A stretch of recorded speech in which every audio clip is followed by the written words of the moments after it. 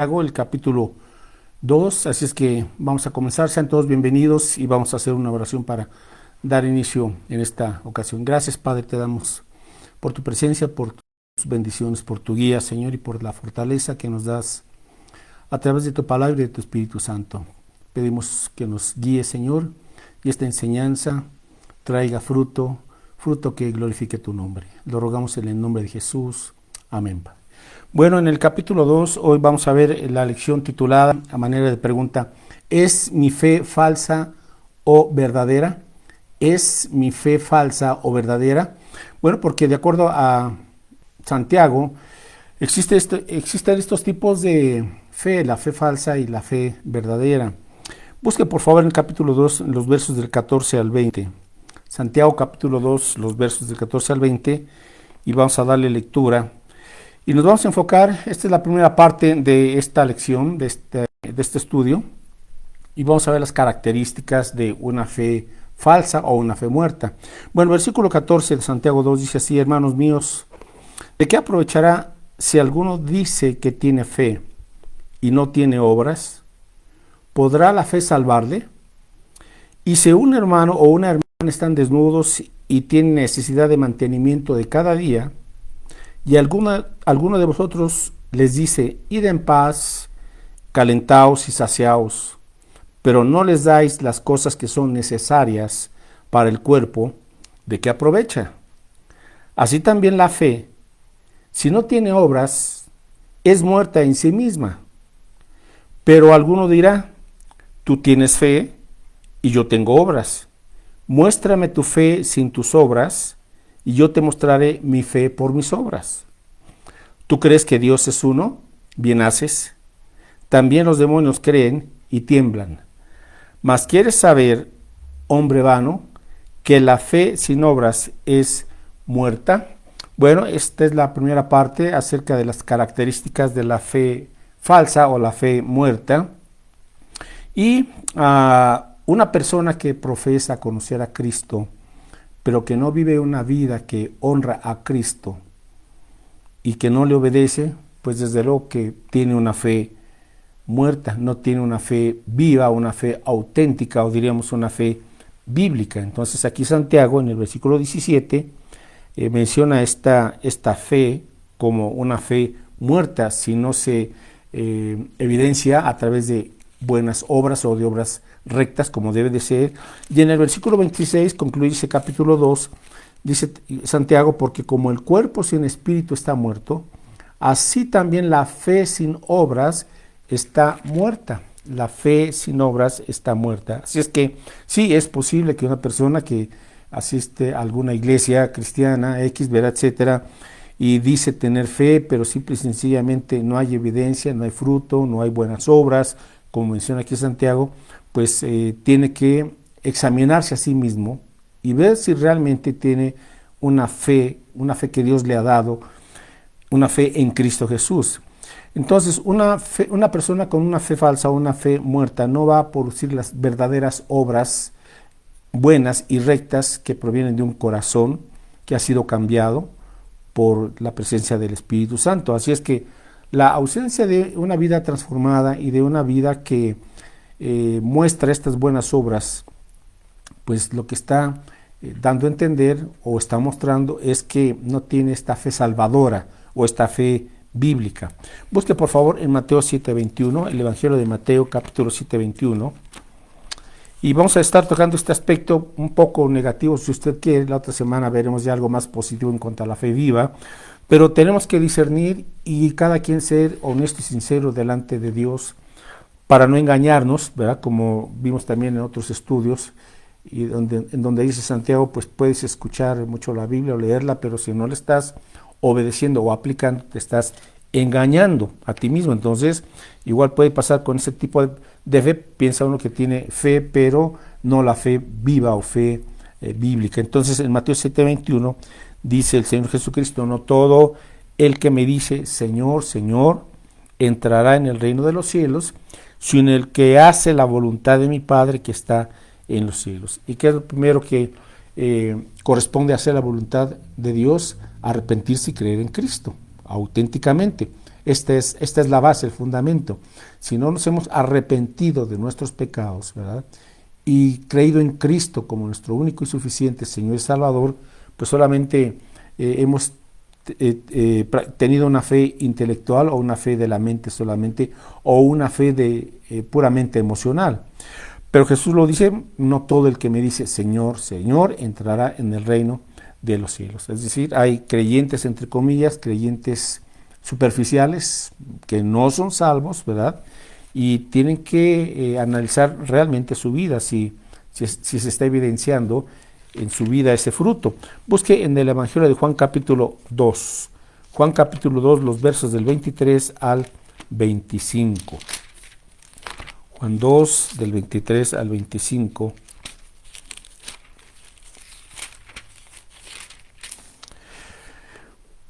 Bueno, dice aquí el Señor Jesucristo, Juan 2, del 23 al 25, estando en Jerusalén en la fiesta de la Pascua, muchos creyeron en su nombre, viendo las señales que hacía. Pero Jesús mismo no se fiaba de ellos, porque conocía a todos, y no tenía necesidad de que nadie le diese testimonio del hombre, pues él sabía lo que había en el hombre. Así es que podemos observar que muchos creyeron, ¿verdad?, pero ese creyeron entre comillas debido a las señales o milagros que él hacía, pero dice en el versículo 24 que Jesús pues no se fiaba de ellos, y él los conocía a todos, pues él sabía lo que había en el hombre. Entonces, en un momento dado uno puede dar una apariencia de ser cristiano, ¿verdad?, involucrarse en las actividades de la iglesia, saber muchas cosas de la Biblia, cumplir algunas ordenanzas de la iglesia o de la Biblia, etcétera, y llevar inclusive mucho tiempo en lo que decimos los asuntos de las cosas de la iglesia o de la obra de Dios. Pero Jesús conoce a todos y él sabe la realidad, si hay una fe muerta o si hay una fe bíblica, una fe auténtica, ¿verdad?, que Dios pone en el corazón de todos aquellos que venimos a él en fe y en arrepentimiento. Así es que en el Evangelio, en los Evangelios se subraya este punto, ¿verdad?, de tener cuidado de no solamente recibir la verdad de manera intelectual, la verdad bíblica, sino llevar a cabo frutos dignos de arrepentimiento. Busque también, por favor, en Mateo 7, regresamos a ese capítulo que habíamos leído, Mateo 7 del 16 al 20, Mateo 7 del 16 al 20, dice nuestro Señor Jesucristo: por sus frutos los conoceréis. Por sus frutos los conoceréis. ¿Acaso se recogen uvas de los espinos o higos de los abrojos? Así, todo buen árbol da buenos frutos, haciendo referencia a los frutos de quien tiene una fe bíblica. Dice: pero el árbol malo da frutos malos. No puede el buen árbol dar malos frutos, ni el árbol malo dar frutos buenos. Todo árbol que no da buen fruto es cortado y echado en el fuego. Así que por sus frutos los conoceréis. Bueno, esto es lo que está reafirmando Santiago, ¿sí?, de que seremos conocidos por nuestros frutos. ¿Y qué tipo de árbol somos? ¿Un árbol bueno o un árbol malo? Dice, pues el árbol malo da malos frutos, el árbol bueno da buenos frutos. Entonces, la fe viva, la fe de Dios, producirá buenos frutos. Eso es un hecho, eso no se puede evitar. Y si es fácil engañarse en un momento dado, quien no ha nacido de nuevo, pues pretender que por el hecho de asistir o de estar de acuerdo con ciertas posturas o enseñanzas bíblicas o doctrinas, ¿verdad?, pues pensar que con eso es suficiente. Bueno, vamos ahora por favor a 2 de Corintios capítulo 11. 2 de Corintios 11, versículo 26. 2 de Corintios 11, versículo 26.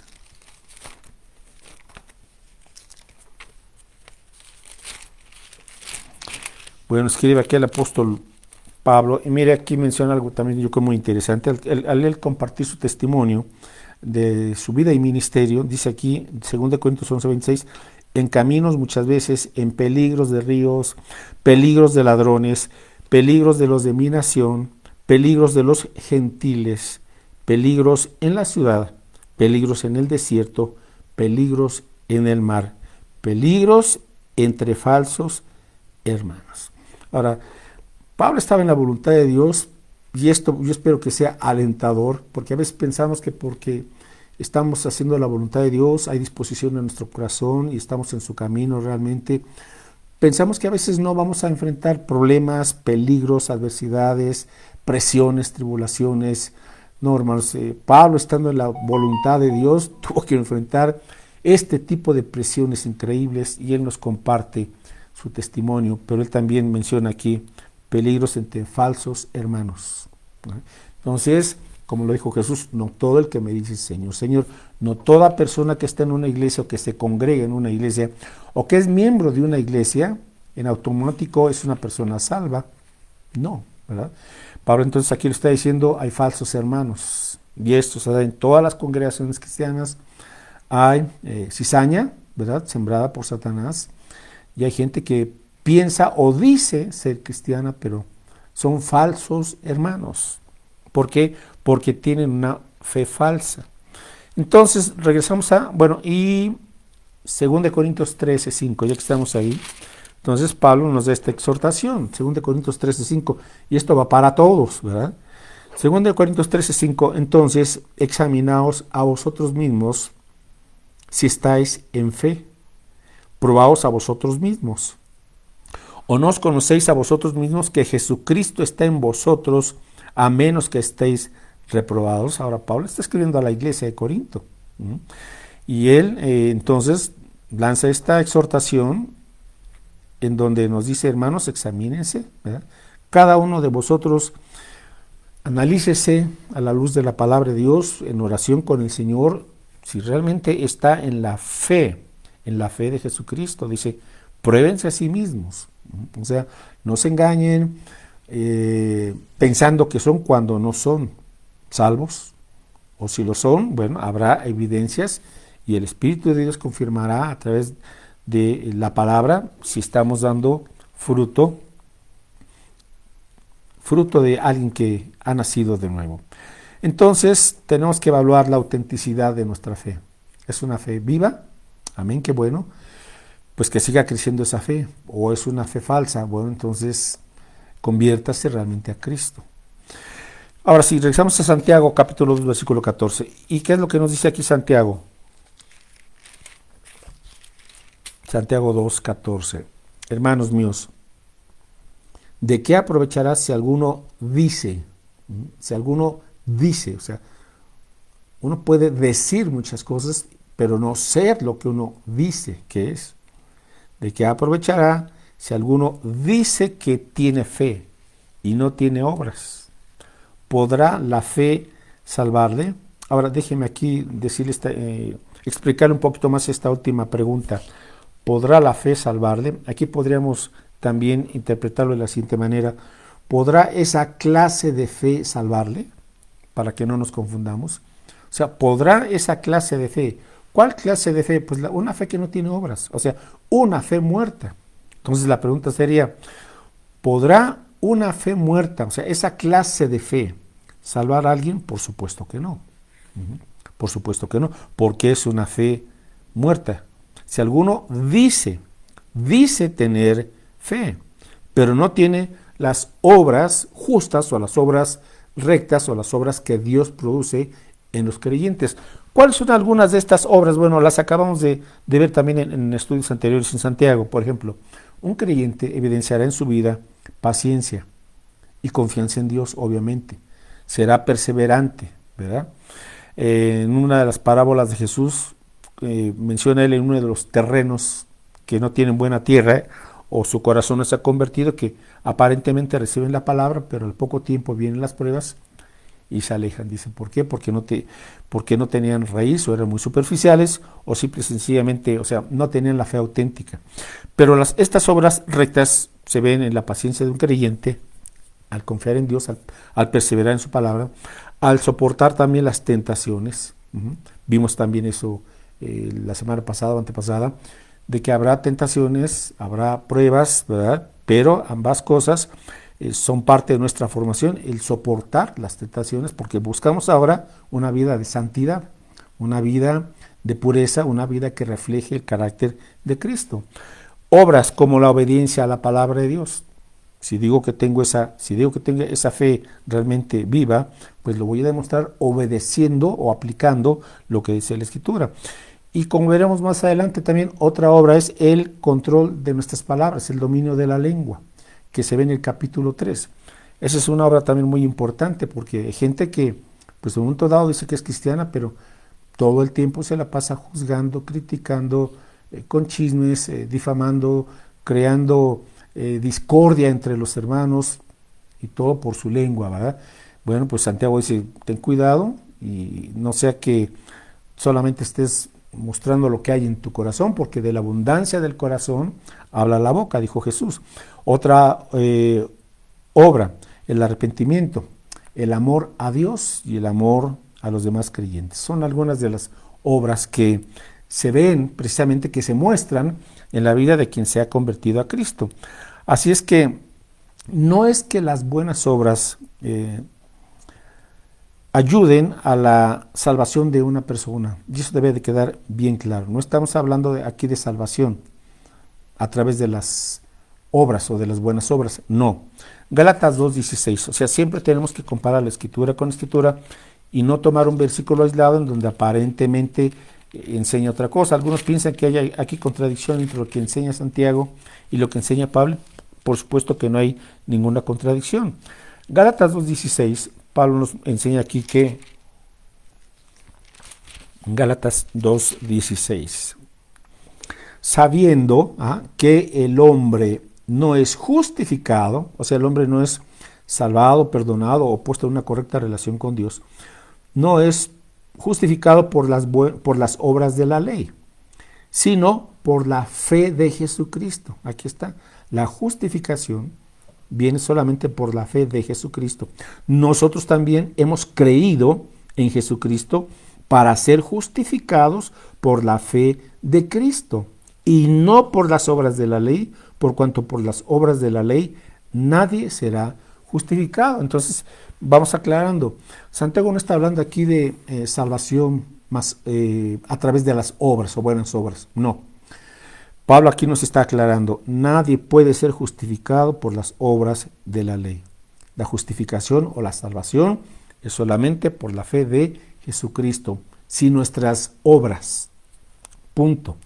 Entonces, ¿de qué se trata aquí el asunto? Bueno, se trata de lo siguiente, mire, vamos a buscar ahora Efesios 2, versículos 8 al 10. Unos versículos ya también muy conocidos de nosotros, o de la mayoría de nosotros.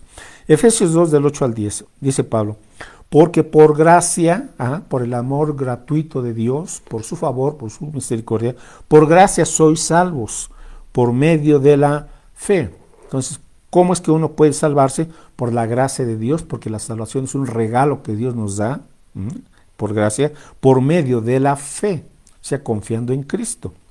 Y esto no de vosotros, pues es don de Dios. Entonces, la salvación no es algo que el hombre compra, merece o adquiere de alguna forma por su conducta, no, es un regalo de Dios, por la obra perfecta de Cristo Jesús, por su obediencia perfecta y por su muerte en la cruz y resurrección.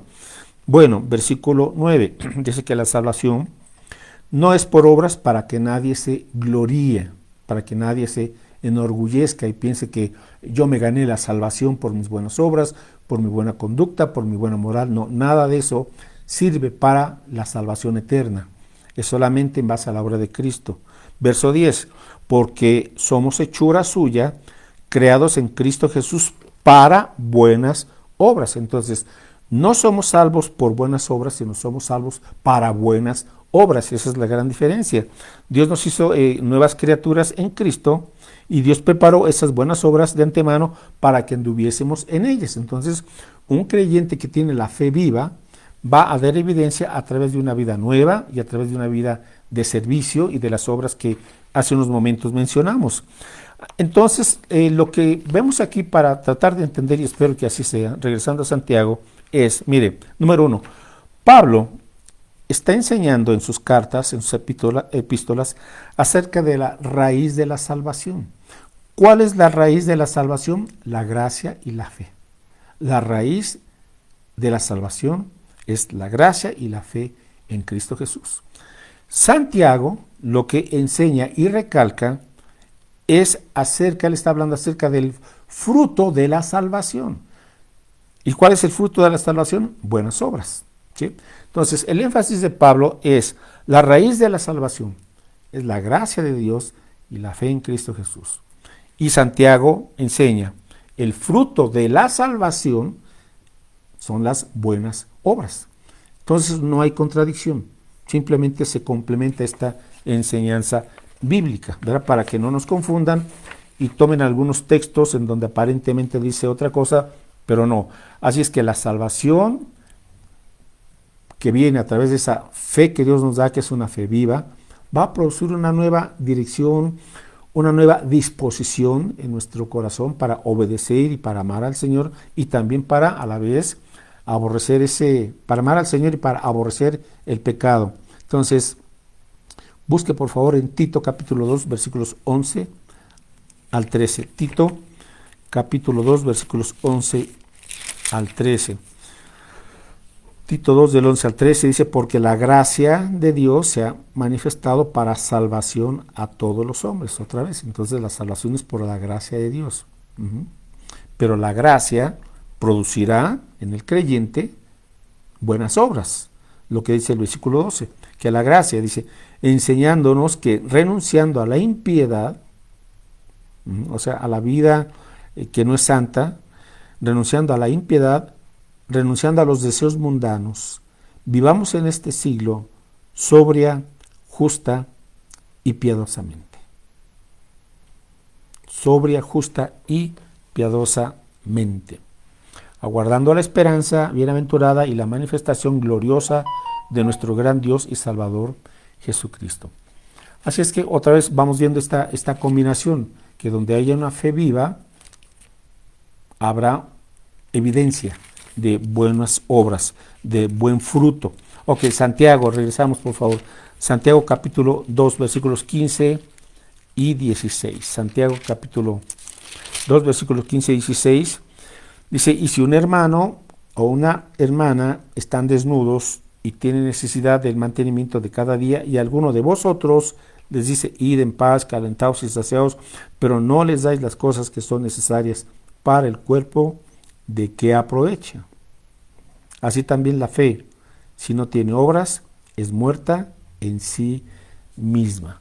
Ahora, observe aquí que la fe muerta tiene, entre otras características, aquí destacamos tres, solamente en este versículo, en los versículos 15 y 16. Número 1, la fe muerta es una fe mezquina. No le gusta compartir, no le gusta ayudar, no le gusta dar. La fe muerta se caracteriza también por el egoísmo. Pues uno podrá ver muchas necesidades en la gente alrededor, gente conocida o parientes, etcétera, y uno se vuelve egoísta, uno piensa, no, solamente yo tengo que ver por mí mismo, no sea que me quede sin nada, ¿verdad? O que no me alcance. Entonces, la fe muerta se caracteriza por la mezquindad, por el egoísmo y por la insensibilidad. Aquí Santiago presenta una situación tan real, ¿verdad? Cuando la gente pues no tiene a veces ni para comer o para vestir, o dónde vivir, y la fe muerta de alguien que se dice cristiano, ¿verdad? O religioso, se vuelve insensible. Insensible es lo que nos muestra aquí. Sí, váyanse y pues que Dios les bendiga y ahí nos vemos, ¿verdad? Entonces, la fe muerta se caracteriza, entre otras cosas, por mezquindad, egoísmo e insensibilidad. Un creyente que ha nacido de nuevo, que tiene el amor de Dios y la fe de Dios, no puede quedarse solamente en las palabras, ¿verdad? Hace algo al respecto, porque ese fue el ejemplo de Cristo. Él nos amó, dio su vida por nosotros, se sacrificó, nos sirvió, derramó su sangre. Ese es el amor auténtico, ¿verdad?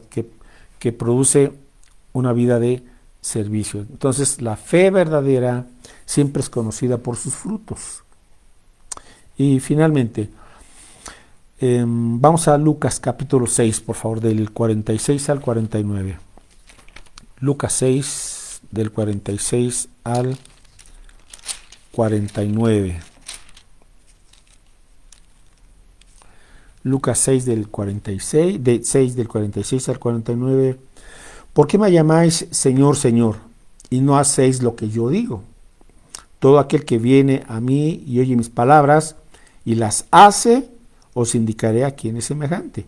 Semejante es al hombre que al edificar una casa, cavó y ahondó y puso el fundamento sobre la roca, y cuando vino una inundación, el río dio con ímpetu contra aquella casa, pero no la pudo mover, porque estaba fundada sobre la roca. Mas el que oyó y no hizo semejante es al hombre que edificó su casa sobre tierra sin fundamento, contra la cual el río dio con ímpetu y luego cayó, y fue grande la ruina de aquella casa. Así es. Ambas casas, o ambos edificadores, uno puso el fundamento sobre roca. Ahora, ¿qué significa aquí? La obediencia a la palabra de Dios. Ese es el fundamento, sobre la roca.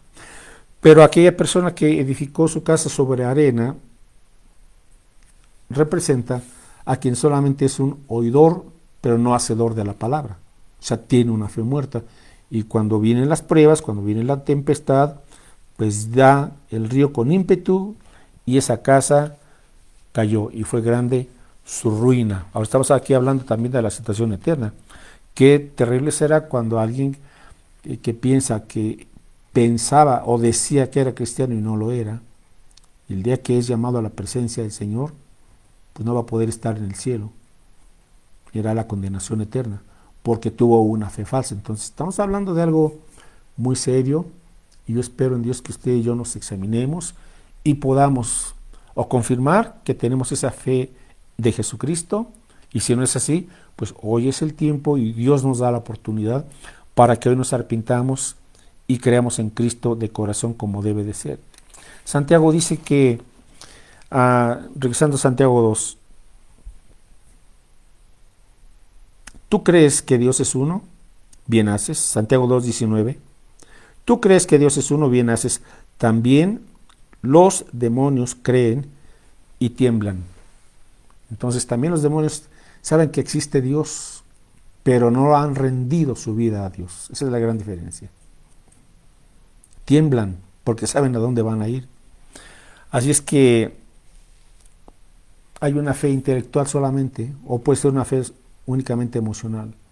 Pero la fe viva es una fe que confía en Dios y le entrega su vida a Dios. ¿Por qué? Verso 20. Mas quieres saber, hombre vano, que la fe sin obras es muerta. Hombre vano. O sea, ya Santiago lo confronta y les dice, tú no eres creyente, estás vacío. Eso es lo que significa también la palabra vano. Estás vacío, no tienes una fe que llene tu mente y tu corazón y todo tu ser, una fe que produce evidencia de que el Espíritu de Dios vive en ti, que la palabra está produciendo frutos. Es lo que alguien dijo, el inconverso cristiano. Vaya, es una contradicción de términos, ¿verdad? El inconverso cristiano. Dice que es cristiano, pero es inconverso. Bueno, ¿qué es lo que necesitan? Nacer de nuevo. Santiago 1:18. Dios, de su voluntad, nos hizo nacer por la palabra de verdad, o sea, el nuevo nacimiento, para que seamos primicias de sus criaturas. Así es que es un buen momento, yo creo, antes ya de despedirnos con una oración, para que examinemos nuestra condición espiritual, la condición de nuestro corazón y de nuestra fe delante de Dios. Dios no quiere que nadie se pierda, sino que todos procedan al arrepentimiento. Dios quiere darle a usted el perdón de sus pecados a través de la obra y de la sangre que Cristo derramó, y usted puede venir con un corazón contrito y humillado y entregar su vida a Cristo. Él escuchará, y como dice Jesús, todo aquel que viene a mí no le rechazaré. El asunto es que vengamos de corazón y tengamos fe en Él. Oramos. Gracias, Padre. Te damos por tu palabra, Señor. Señor, porque eres tú que nos has dado esta fe, este nuevo nacimiento, una fe viva, una fe salvadora.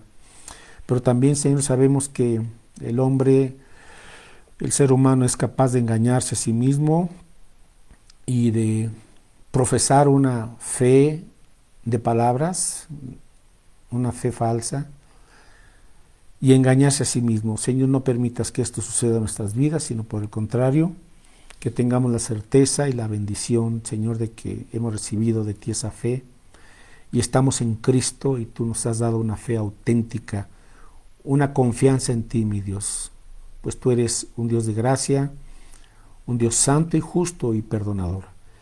Y Señor, permítenos entonces compartir estas verdades de tu palabra y si tenemos realmente una fe viva, pues que la demostremos, Señor, con nuestras acciones, palabras, actitudes, porque es el fruto de tu Espíritu Santo.